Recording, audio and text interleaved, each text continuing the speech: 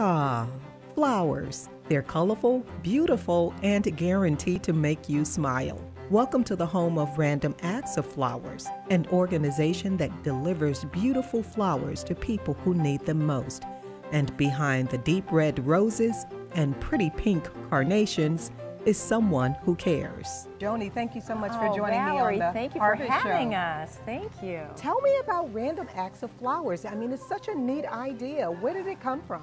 It's an organization that repurposes flowers that are donated by grocery stores, weddings, funeral homes, galas. We have FTD as our partner, which is the dream partner. They donate flowers, and then our volunteers repurpose them and make these beautiful arrangements that we deliver randomly to hospitals and nursing homes and rehab centers and that sort of thing, and hospice centers as well. Talk about the impact. I cannot imagine, or I can only imagine, the smiles that drape across people's faces when they see you walk into the room. Well, when was the last time somebody came and gave you something beautiful and didn't ask for anything in return?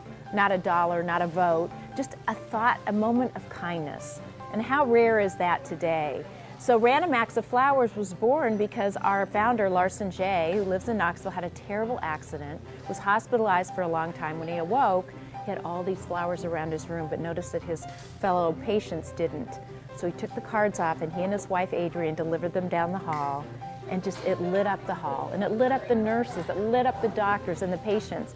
Flowers have this wonderful impact on us. They make us happy. It seems like you have an army of volunteers who come in. Are we looking at college students, florists? Who do we have here? That's a great question. I mean, in only 17 months, we've just doubled, tripled our cadre of volunteers. And they're all from all walks of life. They're students, they're empty nesters, they're retirees, they're people that just love flowers, love to deconstruct them, love to arrange them, love to deliver them. And every delivery is a little different, but if we deliver at a hospital, we work with administrators, and they kind of give us a little idea of who hasn't been visited for a while, who got a diagnosis that was difficult, who doesn't have family.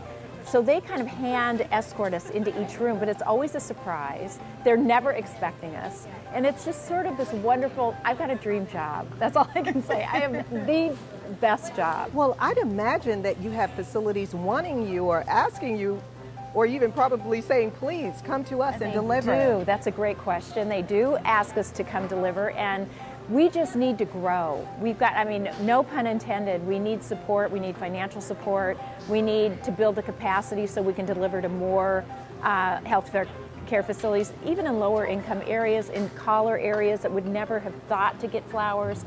That's the most meaningful. I mean, we don't discriminate, we will deliver to as many as we physically can. So I've been volunteering with Random Acts of Flowers since they opened really in Chicago, which was back in February of 2015.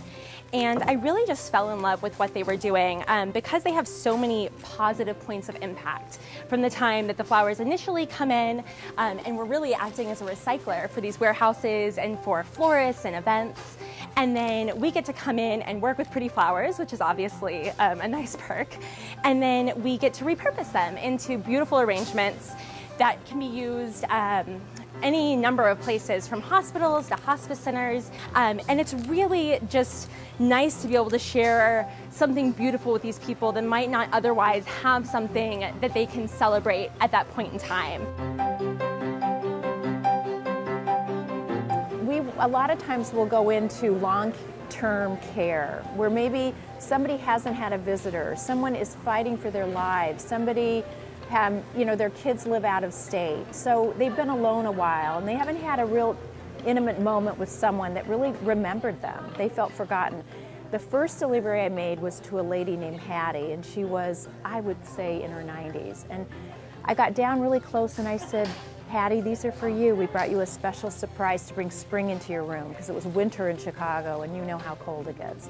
She said, check the card, just check the card. I said, I don't have to check the card, these are for you. She said, but I've never gotten flowers. They can't be for me. Check the card. I said, they are for you, they're just for you. And she said, they're the most beautiful things I've ever seen. And she just teared up, and I thought, oh I can't believe it. It's a moment, I mean, flowers are natural, they're colorful, they smell good, they're hopeful. I'm very grateful to be a part of this organization. It takes a village, it takes a collaboration of so many different talents and skills to be as successful as we are. So it's a blessing. I thank God for it every day.